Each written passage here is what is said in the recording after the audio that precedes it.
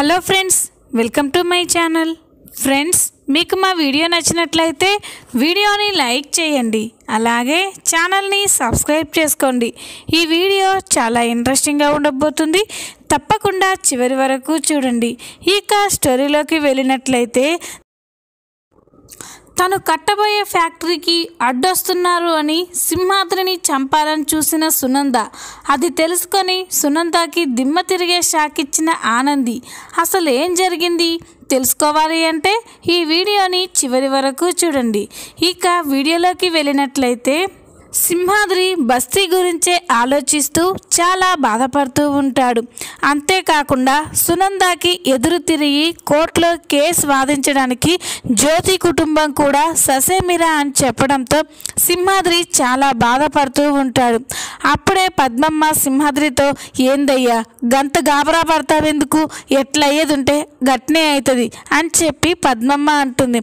అప్పుడు సింహాద్రి, ఎట్లా ఇడిచిపెట్టాలి, ప్రాణంగా చూసుకున్న బిడ్డ ఇప్పుడు బస్తీ మీదకి నోటీసులు పంపింది.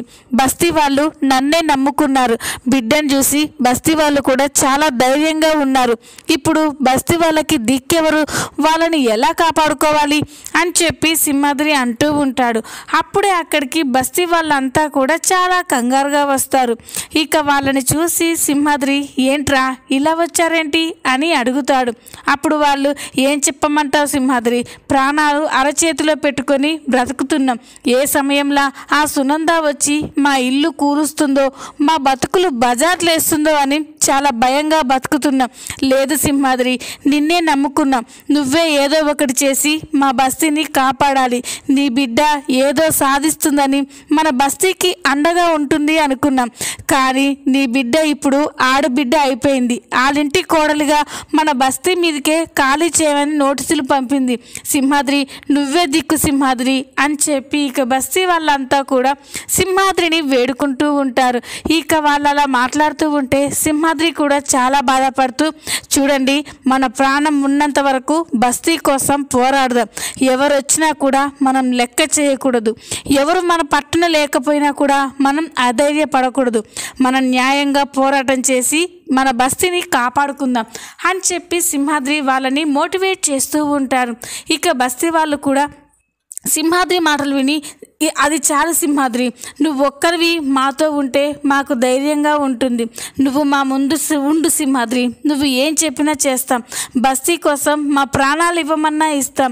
మా పిల్లలన్నా సంతోషంగా ఉంటారు అని చెప్పి బస్తీ వాళ్ళు అంటూ ఉంటారు.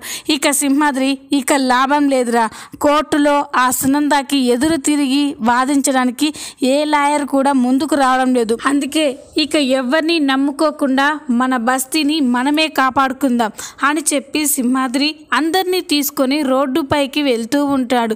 ఇక Sunanda down down, Sunanda down down అని నినాదాలు చేసుకుంటూ వెళ్తూ ఉంటారు. ఇక వాళ్ళ రోడ్డుపై సునంద ఫ్యాక్టరీకి వెళ్తూ ఉంటే ఇంతలోనే సునందనే తన కార్లో వస్తూ ఉంటుంది.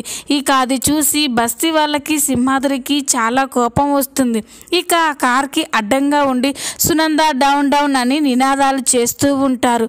ఇక అది చూసి సునందకి చాలా కోపం వస్తుంది. వెంటనే కార్ దిగి వాళ్ళ దగ్గరికి వచ్చి, ఏం చేస్తున్నారు మీరు, ఎక్కడ కనిపిస్తే అక్కడ ఇలా మీరు నినాదాలు చేసడేనా అని సునంద అంటుంది. అప్పుడు సింహాద్రి, తప్పదమ్మా, మా బస్తీని కాపాడుకోనికి మేము ఏమైనా చేస్తాం, ప్రాణాలైనా ఇస్తాం, కానీ మా బస్తీని మాత్రం వదులుకోం అని సింహాద్రి అంటాడు. అప్పుడు సునంద, ఏంటి సింహాద్రి, మీకు ఎన్నిసార్లు చెప్పినా అర్థం కాదా, మీకు నోటీసులు పంపించాం కదా, తాడో పేడో కోర్టులో తేల్చుకుందాం. బస్తీ మీకు సొంతమవుతుందో లేక నాకు సొంతమవుతుందో అని సునంద మాట్లాడుతూ ఉంటే, సింహాద్రి, ఎట్టాగమ్మా తేల్చుకునేది, నువ్వు లాయర్లందరినీ మా తరపున వాదించకుండా బెదిరించావు. ఎవరు కూడా మా కేసు వాదించడానికి ముందుకు రావడం లేదు. అందుకే మేమే పోరాటం చేస్తున్నాం. మీరు ఎక్కడ కనిపిస్తే అక్కడ మిమ్మల్ని ఇలా ఇబ్బంది పెడుతూనే ఉంటాం. మా బస్తీ మాకు అప్పగించండి అని సింహాద్రి కోపంగా అంటాడు. సింహాద్రి మాటలు విని సునంద కూడా కోపంగా, చూడండి, కోర్టులో కేసు వాదిస్తారు కదా. కేసు గెలిచిన తర్వాత ఏ క్షణమైనా బుల్డోజర్స్ వచ్చి మీ ఇళ్ళని కూల్చేస్తుంది, మీ బస్తీ నా సొంతమైపోతుంది. మర్యాదగా ముందే మీరు బస్తీ ఖాళీ చేసి వెళ్ళడం మీకే మంచిది అని సునంద చెప్తూ ఉంటే ఇక అందరికీ కూడా చాలా కోపం వస్తూ ఉంటుంది. ఇక ఆ బస్తీ వాళ్ళలో ఒక అతనికి చాలా కోపం వస్తుంది. ఇక వెంటనే ఒక రాయి తీసి కోపంగా సునంద మీదికి విసురుతాడు. ఇక ఆ రాయి నేరుగా సునంద తలకి దెబ్బ తగిలి బ్లడ్ వస్తూ ఉంటుంది. అది చూసి సునంద కోపంగా, ఏంట్రా నా మీదే రాళ్ళు విసురుతారా అని చెప్పి కోపంగా అంటూ ఉంటే బస్తీ వాళ్ళంతా కూడా తల ఓ రాయి తీసుకొని సునంద మీదకి దాడి చేయడానికి వస్తూ ఉంటారు. అది గమనించిన సింహాద్రి వెంటనే వాళ్ళని ఆపి, రేయ్ ఏం చేస్తున్నారా మీరు? మనం న్యాయంగా పోరాడి గెలవాలి, అంతేకాని ఇలా గాయాలు చేసి రక్తం కళ్ళజూసి కాదు, దించండి అని చెప్పగానే ఇక అందరూ కూడా రాళ్ళని కింద పడేస్తారు. ఇక అది చూసి సునంద షాక్ అయిపోయి చూస్తూ ఉంటుంది. అప్పుడే సింహాద్రి సునంద దగ్గరికి వెళ్ళి, చూసినావుగా అమ్మ, ఇప్పుడు ఆ ఒక్క రాయి వెంట ఇంకో 100 రాళ్ళు వచ్చి మీ తలకాయకి తగిలేవి, అప్పుడు మీరేమైపోయేవారు? నేను ఆపాను కాబట్టి మా వాళ్ళు ఆగారు. ఈ ఆవేశానికి కూడా ఒక హద్దు అనేది ఉంటుంది. మర్యాదగా మీరు మీ నోటీసులు వెనక్కి తీసుకుంటే మీకే మంచిది, లేకపోతే మీ పరిస్థితి ఏంటో ఇప్పటికే అర్థమైపోయినాలే అని సింహాద్రి సునందకి చెప్పగానే ఇక సునంద షాక్ అయిపోతుంది. ఇక కోపంగా అక్కడి నుంచి ఇంటికి వెళ్తుంది. ఇంటికి వెళ్ళిన తర్వాత సునంద రాత్రి మొత్తం బస్తీ వాళ్ళు చేసిన గొడవ గురించి, సింహాద్రి మాట్లాడిన మాటల గురించి ఆలోచిస్తూ ఉంటుంది. ఏంటి వాళ్ళ స్థాయి ఏంటి, నా స్థాయి ఏంటి? నేను ఇండస్ట్రియలియస్ సునందాని, వాళ్ళు ఆఫ్టర్ ఆల్ కూలి చేసుకునే కూలీలు. వాళ్ళు నన్ను ఎదిరించి నన్ను అవమానిస్తారా?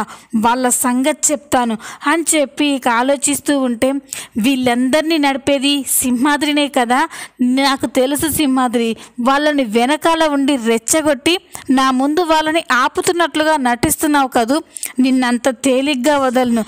నీ ఒక్కడి నోరు మూయిస్తే బస్తీ అందరి నోర్లు మూగబోతాయి అని చెప్పి సునంద ఆలోచిస్తూ ఉంటుంది. ఇక అలా ఆలోచిస్తూ ఉండగా ఇంతలోనే సునందకి ఒక ఆలోచన వస్తుంది. వెంటనే తన ఫోన్ తీసి కొంతమంది రౌడీలకి ఫోన్ చేస్తుంది. సునంద నుండి ఫోన్ రాగానే రౌడీలు ఫోన్ లిఫ్ట్ చేసి, చెప్పండి మేడం, మాతో ఏమైనా పని పడిందా అని అడుగుతారు. అప్పుడు సునంద, అవునరా, మీతో పని పడింది. నేను కట్టబోయే పైపుల ఫ్యాక్టరీకి ఒకడు అడ్డొస్తున్నాడు, మీరు వాణ్ణి బాగా చిత కొట్టి లేవకుండా చేయాలి అని చెప్పి సునంద అంటుంది. ఇక అది విని ఇక ఆ రౌడీలు కూడా, సరే మేడం, అతని ఫోటో పంపించండి, పని అయిపోగానే మీకు ఫోన్ చేస్తాం అని చెప్తారు. ఇక సునంద తన ఫోన్లో సింహాద్రి ఫోటోని ఆ రౌడీలకి పంపిస్తుంది. ఇక ఆ రౌడీలు సింహాద్రి ఫోటోని చూసి సింహాద్రినే కాపు కాస్తూ ఉంటారు. సింహాద్రి ప్రతి కదలికని చూస్తూ ఉంటారు. ఇక అలా చూస్తూ ఉండగా ఒకరోజు సింహాద్రి ఒంటరిగా సైట్ దగ్గర నుండి ఇంటికి వస్తూ ఉంటాడు. ఇక అది గమనించిన రౌడీలు సింహాద్రిని కొట్టడానికి అదే సరైన సమయం అని సింహాద్రికి అడ్డుగా వస్తారు. ఇక రౌడీలు తనకి అడ్డుగా రావడం చూసి సింహాద్రి షాక్ అయిపోతాడు.